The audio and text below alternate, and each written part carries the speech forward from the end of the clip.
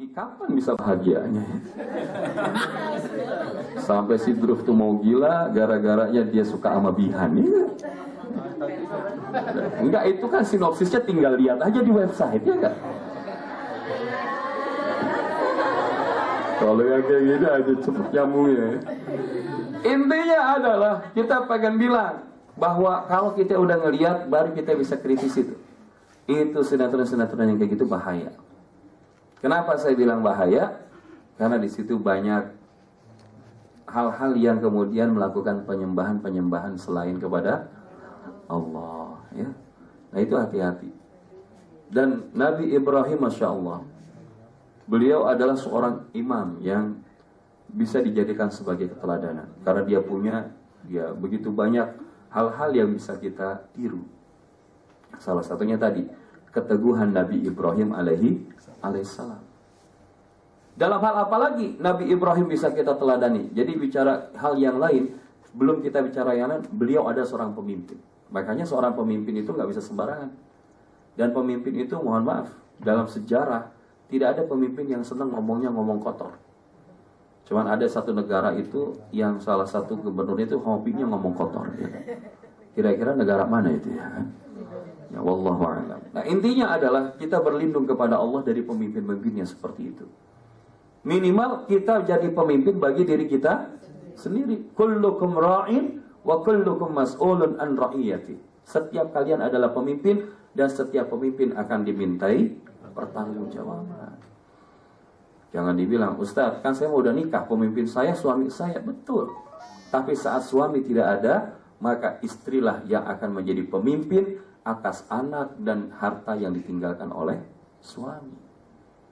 Makanya menarik begini. Kalau seorang suami, anak laki-laki, sampai kapanpun, tetap prioritas yang paling utama adalah dia berbakti kepada ibunya. Tapi seorang istri, seorang wanita yang sudah menikah, maka yang menjadi prioritas adalah mencari ridho suaminya. Makanya ini adalah satu hal yang perlu digarisbawahi. Kalau kita lihat dalam syariat agama, inilah yang menyelamatkan. Dan insya Allah Nabi Ibrahim punya keluarga yang luar biasa.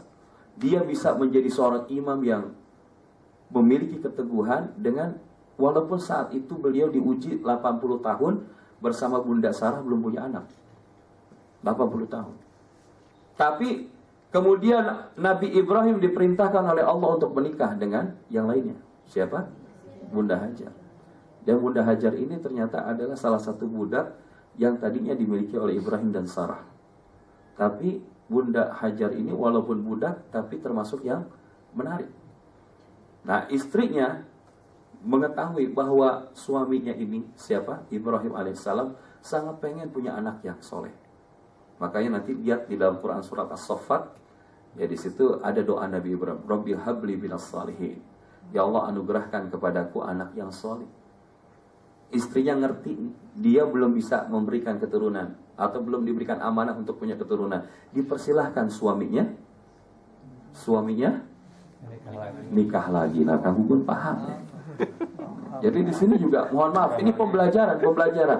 Kita hari ini kadang-kadang kalau bicara poligami itu rasanya sesuatu yang menghancurkan harga diri wanita. Tidak. Ya, insya Allah tidak, ya kan? Karena apa?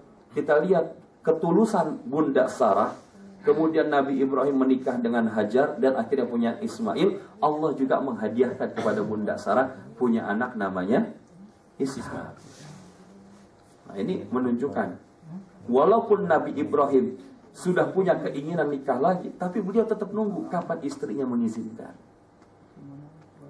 Nah, jadi di sini insya Allah, kalau teman-teman yang di sini jadi Ibrahim dan jadi Sarahnya, kira-kira Sarahnya mengizinkan nggak? Nanti dulu Ustaz ya kan, langkahi mayat saya dulu ya. Akhirnya wa'iyadzubillah ada pernah kejadian, begitu istrinya wafat benar dia langkahin dulu ya. Begitu ditanya kenapa? Enggak, kata almarhum istri saya dulu ya kan. Kalau dia mau nikah lagi, langkahin dulu mayat saya. Wa'iyadzubillah. Nah ini ya, jadi ma'asyiral hadirin, intinya adalah kalau diniatkan untuk kebaikan maka itu baik. Karena hari ini banyak rumah tangga kehilangan figur kepemimpinan, betul nggak? Ribut sedikit, lari ke padepokan AA Gatot Brajamusti.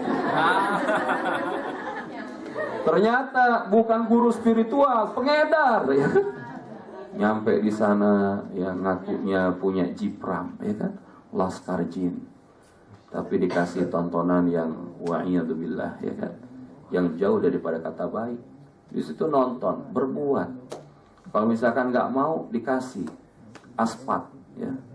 Aspat itu singkatan aspetamin kalau tidak salah. Bahasa sederhananya sabu. Jadi hari ini wa'iyadzubillah, orang gampang banget ngaku sebagai tokoh spiritual, padahal yang dia jadikan sebagai kedok. Sekarang lagi di rutan dia, ya kan? Nah, kita berlindung kepada Allah dari fitnah akhir zaman. Karena apa? Fitnah itu gampang banget. Jangan jauh-jauh, Facebook kan aja. Qanitan lillah, dia taatnya kepada Allah luar biasa. Alam yakum minal musyrikin, dia seorang yang lurus dan dia bukanlah termasuk orang yang mempersekutukan Allah. Nabi Ibrahim itu ketauhidannya nomor 1. Walaupun bapaknya pembuat patung, tapi beliau nggak ikut-ikutan memuja patung itu. Tuh ada Tuhan yang paling gede, pegang kampak lagi. Ibrahim, ente jangan macam-macam, kan mereka pada nggak bisa ngomong.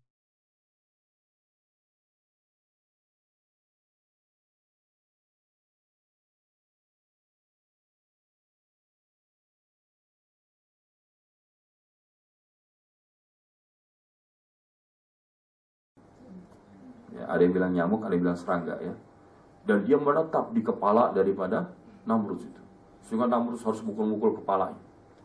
Dan akhirnya dia mati dalam kondisi mengenaskan. Inilah bukti daripada orang-orang yang berbuat syirik kepada Allah. Hari ini kita perlu memperbaiki ketauhidan kita. Sebentar lagi masuk bulan Muharram. Nah, banyak masuk bulan Muharram, kita sebetulnya nggak ada yang bisa kita lakukan kecuali apa yang dicontohkan oleh Nabi. Salah satunya apa? Puasa hari Asyura, 10 Muharram. Makanya orang kita motong Asyura dipotong jadi suro, 1 suro, ya kan? Ya. Tapi menariknya 1 suronya bukan disuruh puasa dia. Ngapain? Mandi di gerojogan, ya kan? Terus apa lagi?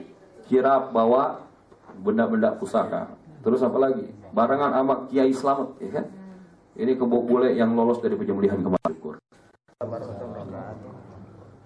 Baik, terima kasih Ustadz atas materinya. Mungkin ada satu pertanyaan atau waktu Mas Adi? Cukup. Satu pertanyaan boleh? Ada? Tidak ada ya? Baik, di depan saya ada selebaran umroh Thayyibah. Alhamdulillah nih ada gambar Ustadz kita nih yang mau berangkat bareng tanggal 3 Februari dan 3 Maret 2017. Brosurnya ada di meja belakang. Segera hubungi kalau memang mau berminat untuk umroh. Kontak-kontaknya ada di bawah. Baik, terima kasih. Insya Allah kita akan ketemu minggu depan bersama Ustadz yang berbeda dan moderator yang berbeda. Baik, kita akhiri dengan baca hamdalah. Alhamdulillah. Istighfar sebanyak-banyaknya. Doa penutup majelis. Baik, terima kasih. Assalamualaikum warahmatullahi wabarakatuh. Waalaikumsalam warahmatullahi wabarakatuh.